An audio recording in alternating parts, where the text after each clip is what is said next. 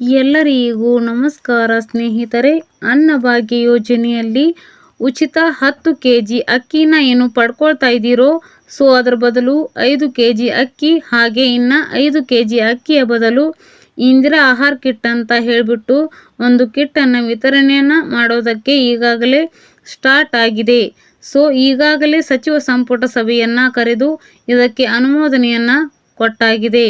ತಲಾ ಒಬ್ಬರಿಗೆ ಅಂದರೆ ಮನೆಯಲ್ಲಿ ಕುಟುಂಬದಲ್ಲಿ 4 ಜನರಿದ್ದರೆ ಇದುವರೆಗೂ 40 ಕೆಜಿ ಅಕ್ಕಿ ಬರ್ತಾ ಇತ್ತು. ಅದರ ಬದಲು 20 ಕೆಜಿ ಅಕ್ಕಿನ ಕೊಟ್ಟು ಇನ್ನುಳಿದ 20 ಕೆಜಿ ಅಕ್ಕಿಯ ಬದಲು ಈ ಒಂದು ದಿನಸಿ ಕಿಟ್ಟನ್ನು ಕೊಡ್ತಾ ಇದ್ದಾರೆ. ಹಾಗಿದ್ರೆ ಈ ಒಂದು ದಿನಸಿ ಕಿಟ್ನಲ್ಲಿ 3 ಸ್ಲ್ಯಾಬ್ಗಳು ಇದೆ ಸ್ನೇಹಿತರೆ.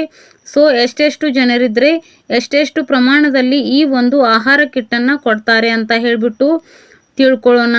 ಹಾಗೆಯೇ ಸ್ನೇಹಿತರೆ, ತೊಗರಿಬೇಳೆ, ಅಡುಗೆ ಎಣ್ಣೆ, ಸಕ್ಕರೆ, ಉಪ್ಪು, ಹೆಸರು ಕಾಳು ಇದಿಷ್ಟು ಪದಾರ್ಥಗಳನ್ನು ಕೊಡ್ತಾ ಇದ್ದಾರೆ.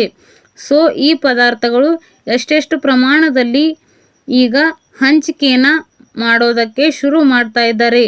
ಯಾವಾಗಿನಿಂದ ಈ ಒಂದು ಕಿಟ್ಟನ್ನು ವಿತರಣೆ ಮಾಡ್ತಾ ಇರೋದು, ಹಾಗಿದ್ರೆ ಈ ಒಂದು ಕಿಟ್ಟನ್ನು ವಿತರಣೆ ಮಾಡೋದಕ್ಕೆ ಕಾರಣ ಏನು, ಇಷ್ಟು ದಿನಗಳ ಕಾಲ ವೇಟ್ ಮಾಡಿ ಈಗ ಈ ಒಂದು ಕಿಟ್ಟನ್ನು ಕೊಡ್ತಾ ಇರೋ ಉದ್ದೇಶ ಆದರೂ ಏನು ಅನ್ನೋದ್ರ ಬಗ್ಗೆ, ಈ ಒಂದು ಕಿಟ್ನಲ್ಲಿರುವಂತಹ ದಿನಸಿ ಪದಾರ್ಥಗಳ ಒಂದು ಪ್ರಮಾಣ ಎಷ್ಟಿದೆ ಅನ್ನೋದ್ರ ಬಗ್ಗೆ ಸಂಪೂರ್ಣ ಕ್ಲಾರಿಟಿ ಸರ್ಕಾರದ ಕಡೆಯಿಂದ ಬಂದಿರಲಿಲ್ಲ. ಈಗ ಅದರ ಬಗ್ಗೆ ಸಂಪೂರ್ಣ ಮಾಹಿತಿ ಸಿಕ್ಕಿದೆ.